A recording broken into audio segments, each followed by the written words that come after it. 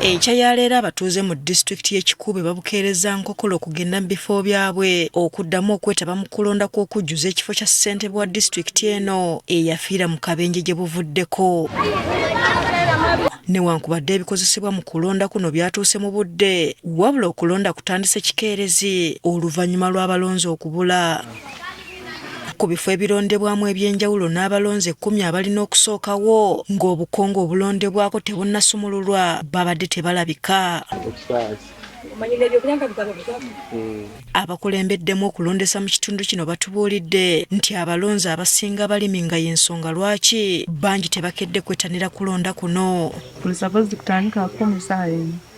Noka tulina aba witness 8 akubula babiri.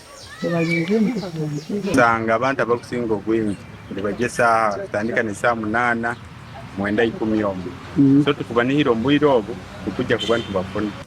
Area of agriculture, they are saying people are still digging and they show up around 1. Padde Kisemba akwatidde NRM bendera ku kifo kya ssentebe wa disitulikiti eno agamba newankubadde abalonzi babadde bamuswaba naye alina essuubi nti waakuwangula akalulu kano. Kandi nkunihira akalulu kano ngenda kasinga na percentage ya haiguru kurungi, so nkugamba abantu bonna basigale bagumire kandi balinde obusinge bajje bateera akalulu kurungi. Emmanuel Twina akulira ebyokulonda mu disitulikiti eno naye akatiriza nti obuzibu tebuva ku kakiiko k'ebyokulonda wabula buva ku bantu abakedde mu nnimiro zaabwe ng'ate bakimanyi bulungi nti balina okulonda.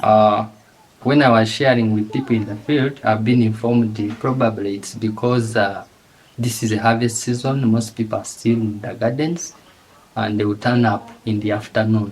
Abalonzi boogedde ku biki bye basuubira mu bakulembeze be balonze. And what I was requesting from these leaders whom we are electing to help us in maintaining roads and schools to improve on education. Saba tukolere enguudo, amasomero, amazzi amalungi.